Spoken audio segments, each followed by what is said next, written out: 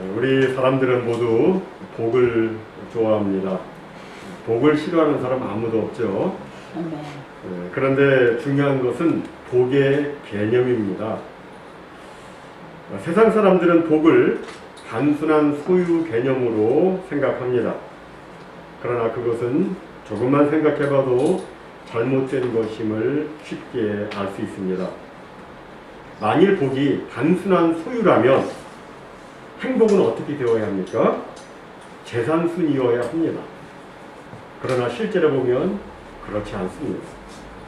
세상에는 많이 가졌지만 행복하지 않은 사람들이 많습니다. 예전에 빌리그레암 목사님께서 사모님과 함께 캐리비안 섬을 방문했었습니다. 어느 날 점심에 엄청난 부자 한 사람이 목사님 부부를 자신의 집으로 초대를 했습니다. 그의 나이는 75세였는데 집은 엄청 화려했지만 그의 얼굴은 어두웠고 대화 내내 억지로 눈물을 참고 있는 모습이 보였습니다. 그리고 대화 중에 그는 이렇게 말을 했습니다. 저는 이 세상에서 가장 불행한 사람입니다. 밖에는 화려한 요트가 있습니다. 개인용 비행기도 있고 헬리콥터도 있습니다. 제가 원하는 것은 어디든지 갈 수 있습니다. 나의 행복을 위해서 내가 원하는 것은 모두 다 가지고 있습니다.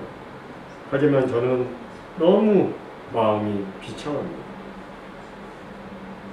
목사님이 그를 불쌍히 여기고 그를 위해서 간절히 기도를 해 주었습니다. 그리고 이제 또 저녁 시간에 호텔로 돌아와서 약속한 대로 그 지역의 한 목사님의 방문을 받았습니다. 그 목사님도 조금 전에 부자처럼 똑같이 75세 나이였습니다. 그는 그때까지 그리스도와 다른 사람들을 위해서 사랑과 열정으로 충성스럽게 일한 사역자였습니다. 대화 도중 그 목사님은 자기 이름으로 저축된 것은 2파운드도 되지 않지만 그리스도 예수님 때문에 이 섬에서 자기가 제일 행복합니다 라고 말했습니다. 방문한 목사님이 돌아가고 난 다음에 빌리그레암 목사님이 아내에게 물었습니다. 여보, 누가 더 부자라고 생각해? 여러분, 누가 더 부자인가요? 누가 더 행복한가요?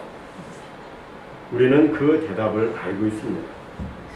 사람은 세상의 돈이나 권세로 행복해지지 않는다는 것을 우리는 너무나도 잘 알고 있습니다. 그럼 무엇으로 행복합니까? 하나님과의 바른 관계로 행복합니다. 왜 하나님과의 바른 관계로 행복해지느냐면 우리 사람은 하나님과 바른 관계로 있을 때에만 행복해지도록 지음을 받았기 때문입니다. 고대 그리스 철학자 플라톤은 한때 인간을 구멍난 항아리라고 비유를 했습니다. 인간이란 존재는 아무리 많은 것을 쏟아부어도 절대로 채워질 수 없다는 것입니다. 그렇습니다. 하나님과 바른 관계를 맺기까지는 인간은 결코 행복해질 수 없습니다. 만복의 근원 되시는 하나님과 바른 관계를 맺어야 그는 행복해지고 복은 저절로 따라오게 되는 것입니다. 이것은 마치 자석의 원리와도 같아요. 여러분, 자석에 자력이 없으면 아무리 거기다가 쇠붙이를 갖다 붙여도 이 자석이 끌어당기질 못합니다. 하지만 거기에 자력이 생기면 저절로 쇠붙이가 와서 척척 달라붙습니다. 그럼 자신이 하나님과 바른 관계를 갖고 있다는 것을 어떻게 알 수 있습니까? 그것은 말씀에 대한 자신의 자세를 보면 알 수 있습니다. 다시 말해서 하나님과 올바른 관계를 맺는 것은 말씀을 매개로 해서 이루어지는 것인데 하나님을 사랑해서 하나님의 말씀을 읽고 듣고 묵상하고 지킬 때 하나님과 올바른 관계를 맺을 수가 있고 그때 비로소 복된 인생이 되는 것입니다. 오늘 본문 1절과 2절은 말씀합니다. 행위가 온전하여 여호와의 율법을 따라 행하는 자들은 복이 있으며 여호와의 증거들을 지키고 전심으로 여호와를 구하는 자는 복이 있도다. 또 시편 128편 1절과 요한계시록 1장 3절은 말씀합니다. 여호와를 경외하며 그의 길을 걷는 자마다 복이 있도다. 이 예언의 말씀을 읽는 자와 듣는 자와 그 가운데 기록한 것을 지키는 자는 복이 있나니 때가 가까웁니다. 이 말씀처럼 하나님의 말씀을 읽고 듣고 행하고 지킬 때, 그 주의 말씀을 사랑해서 말씀 안에서 살 때 하나님과의 올바른 관계를 맺게 되어서 참으로 복 있는 삶을 살게 되는 것입니다. 그럼 하나님을 사랑하여 주의 말씀 안에서 사는 사람에게는 어떤 축복이 있을까요? 어떤 복이 임할까요? 이에 대해서 오늘 본문은 두 가지로 말씀합니다.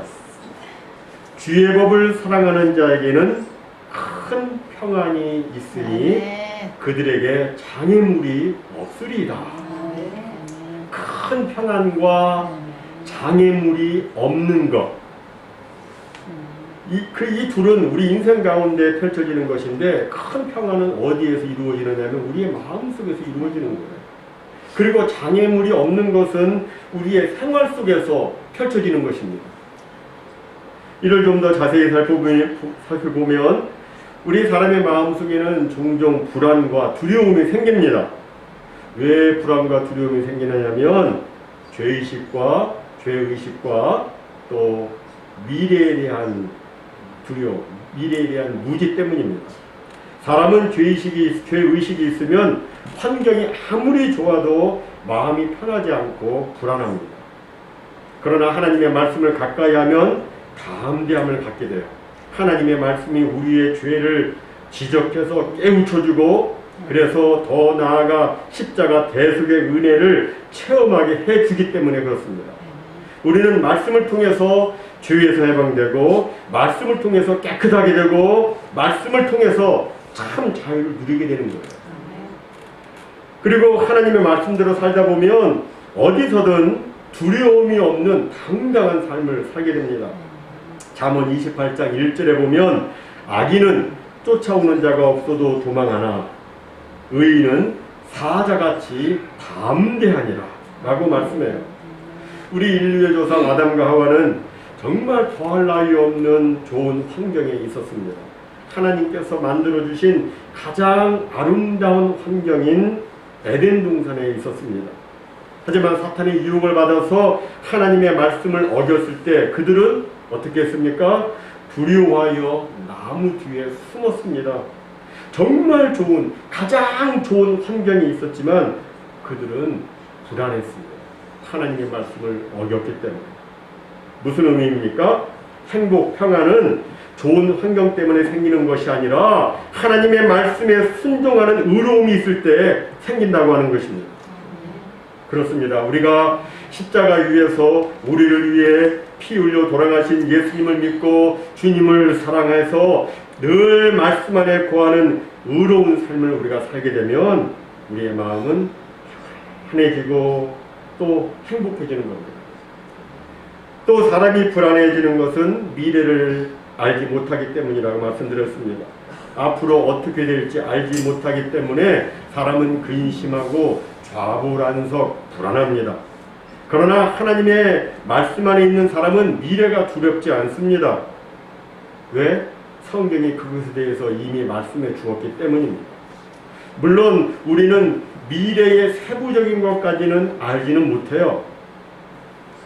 가령 성경에서는 말세가 되면 전염병과 전쟁과 기근과 그리고 지진과 같은 각종 재해, 재난이 처처해서 발생한다고 말씀했어요.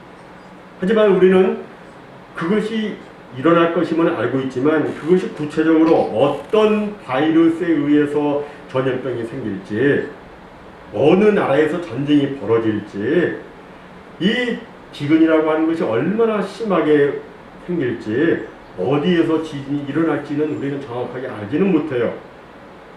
하지만 주님이 오실 때가 가까이 오면 그러한 일들이 빈번히 일어난다고 성경이 말씀하고 있기 때문에 우리는 성경을 통해서 이걸 아는 거예요. 앞날을 아는 겁니다. 그래서 그러한 일이 일어났을 때 우리는 불안해하기보다는 하나님을 찬양하고 다시 오실 우리 예수님을 대망하면서 하나님께서 주신 그 약속의 말씀을 붙잡고 기도를 하게 됩니다. 이 재난의 때가 속히 지나가도록 아버지 역사해 주옵소서. 하나님께서 선히 인도하시고 보호해 주셔서 이 어려움을 반드시 승리하도록 주여 역사해 주옵소서. 이렇게 주님 앞에 기도를 드립니다. 그리고 주님을 믿으니까 이렇게 기도를 하고 나면 마음이 어떻게 돼요? 편해지고 또 마음이 담대해집니다. 또 우리가 설사 죽는다 할지라도 예수 그리스도를 믿는 우리에게는 영원한 천국이 보장되어 있으니까 우리는 두려워하거나 절망하지 않습니다. 이처럼 말씀 안에 있는 성도는 세상이 주는 것과 전혀 다른 차원의 신령한 평안을 누리면서 담대하게 이 세상을 살아가는 것입니다. 우리 예수님께서 요한복음 14장 27절에서 말씀하셨죠. 평안을 너희에게 끼치노니 곧 나의 평안을 너희에게 주노라. 내가 너희에게 주는 것은 세상이 주는 것과 같지 아니하니라. 너희는 마음에 근심하지도 말고 두려워하지도 말라. 요한복음 16장 33절은 또 말씀합니다. 이것을 너희에게 이르는 것은 너희로 내 안에서 평안을 누리게 하려 함이라. 세상에서는 너희가 환난을 당하나 담대하라. 내가 세상을 이기었노라. 정말 말씀 안에서 사는 성도들은 인생의 앞길을 다 아는 사람들이에요. 어디서 와서 무엇을 하다가 어디로 가는지 다 알고 있어요. 요즘은 거의 모든 분들이 운전하실 때 구글맵이나 맵퀘스트 같은 그 도움을 받아서 목적지까지 가곤 합니다. 중간에 인터넷만 끊어지지 않으면 모르는 길을 가도 걱정이 없어요. 제가 길을 잘못 들어도 금세 바꿔줍니다. 마찬가지로 하나님께서는 말씀을 통해서 우리에게 진리의 등불을 밝히 비춰주시고 우리가 천성에 도달할 때까지 한 걸음 한 걸음 우리를 확실히 인도해 주십니다. 그렇기 때문에 우리는 인생의 어두운 밤에도 두렵지 않고 죽음 이후도 두렵지 않은 것입니다. 하나님의 말씀 안에 거하는 자는 큰 평안을 누리며 사는 거예요. 다음 두 번째로 우리가 말씀 가운데 거하면 우리는 생활 속에서 장애물이 없는 형통함을 누리게 됩니다. 오늘 본문이 165절을 히브리어 원어로 다시 보면 주의 법을 사랑하는 자에게는 큰 평안이 있고 그들에게 장애물이 없다 이렇게 말씀하고 있어요. 우리가 자동차를 타고 갈 때 앞에 장애물이 있고 범프가 많으면 어떻게 돼요? 제대로 속도를 못 내잖아요. 15마일만 달려도 덜컹 내가지고 브레이크가 밟게 되잖아요. 속도를 못 냅니다. 그러나 앞길에 아무것도 없으면 그냥 잘 달릴 수 있습니다. 마찬가지로 하나님의 말씀대로 사는 사람은 그 인생길에 거칠 것이 없고 그 가는 길이 형통합니다. 물론 가는 길이 형통하다고 해서 그 인생에 고난과 역경이 없다는 말은 아닙니다. 자동차 길에는요 오르막도 있고 내리막도 있고 그래요. 커브길도 있고 좁은 길도 있고 그렇습니다. 성경에서의 형통의 개념은 고난과 역경 없이 오직 순탄한 길만 쫙 계속되는 것이 아니라 고난과 역경이 있어도 오히려 그것을 극복해서 더 좋은 결과를 만들어내는 것을 의미합니다. 예를 들어서 우리가 창세기의 요셉을 보면 요셉이 형들의 미움을 받아서 노예로 팔려가죠. 그리고 애굽 보디발 장군의 집에서 노예살이를 합니다. 노예살이를 해요. 그런데 성경은 이런 요셉에게 형통이라는 단어를 사용합니다. 창세기 39장 2절에 보면 여호와께서 요셉과 함께 하심으로 그가 형통한 자가 되어 그의 주인 애굽 사람의 집에 있으니 라고 말씀해요. 더욱 기가 막힌 것은 요셉이 이 보디발의 아내의 그 유혹을 뿌리치고 난 다음에 억울하게 감옥에 갇히지 않습니까? 그런데 성경은 이때에도 형통이라는 단어를 사용합니다. 창세기 39장 23절에 보니까 간수장은 그의 손에 맡긴 것을 무엇이든지 살펴보지 아니하였으니 이는 여호와께서 요셉과 함께 하심이라. 여호와께서 그를 범사에 형통하게 하셨더라. 우리 사람의 생각으로는 요셉이 노예로 끌려가지 않는 것이 형통이죠. 애국 감옥에 들어가지 않는 것이 형통입니다. 하지만 우리 하나님께서는 고난과 역경까지도 형통의 한 과정으로 보시기 때문에, 오르막길도 있고 내리막길도 있고 형통의 한 과정으로 보시기 때문에 요셉이 형통하다고 성경이 말씀하고 있는 거예요. 사실 고난과 역경은 하나님에게는 아무 문제가 되지 않습니다. 고난과 역경이 우리 사람에게는 문제가 되겠지만 하나님에게는 아무 문제가 되지 않아요. 하나님은 오히려 고난과 역경을 사용해서 하나님의 큰 역사를 이루곤 합니다. 우리가 아는 대로 당시 요셉은 정말 심한 고난을 당했지만 실상은 그 모든 것이 그가 애굽의 총리가 되는 과정이었습니다. 그리고 그 고난을 통해서 요셉은 당시 이스라엘과 수많은 민족의 사람들을 흉년의 고통으로부터 구원해내는 인물로 쓰임을 받았습니다. 그때는 몰랐는데, 당시에는 몰랐는데 지나고 보니까 꼭 요셉은 애굽으로 노예로 풀려가야만 했습니다. 꼭 요셉은 감옥에 갇혔어야만 했습니다. 만약 당시 그 농사로 엄청난 수확을 냈던 그 애굽으로 요셉이 팔려가지 않았다면 여러분, 천하의 7년 대흉년에 어느 나라가 그 수많은 민족들을 먹여 살릴 수 있었겠습니까? 애굽으로 꼭 가야만 했었어요. 또 요셉이 감옥에 가지 않았다면 어디서 그 하나님과의 깊은 만남을 통해서 하나님의 영의 충만함을 입어가지고 거기 있는 모든 박사와 승급들을 능가하는 그런 지혜를 그가 얻을 수 있었겠습니까? 그는 꼭 감옥에 가서 하나님을 직접 만났어야만 했습니다. 여기서 우리는 무엇을 깨닫게 됩니까? 당장은 어려운 역경과 풍파라 할지라도 하나님의 역사하심으로 모든 것이 합력하여 선을 이룰 수 있고, 또 모든 것이 하나님의 섭리 가운데서 좋은 결과로 나타날 수 있다고 하는 것입니다. 그러므로 중요한 것은 환경이 좋으냐 나쁘냐, 뭐 상황이 어렵냐 쉽냐, 이게 아니라 우리가 하나님의 말씀대로 살고 있느냐, 이것입니다. 만일 우리가 고난 중에도 하나님의 말씀하신 대로 살고 있다면 그것은 형통의 길을 걷고 있는 겁니다. 그 고난은 그의 인생의 장애물이 아니라 반드시 디딤돌로 쓰임받게 되는 것입니다. 그러므로 우리는 나의 신앙 상태를 늘 살펴보고 하나님 앞에서 자신을 돌아보는 게 필요해요.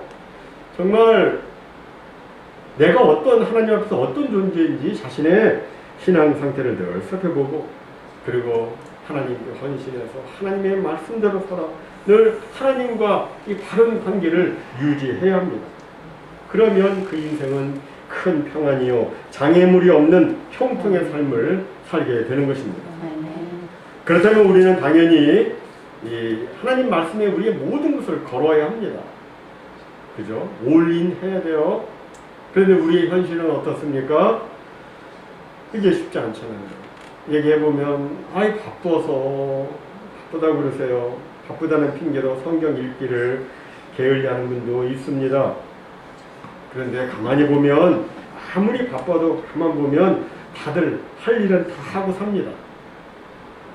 네? 바쁘지만 인터넷 뉴스도 보고 TV 연속 드라마도 보고 영화도 보고 사람들도 만나고 이것저것 다 보고 여기저기 나가고 이것저것 다 하면서 삽니다.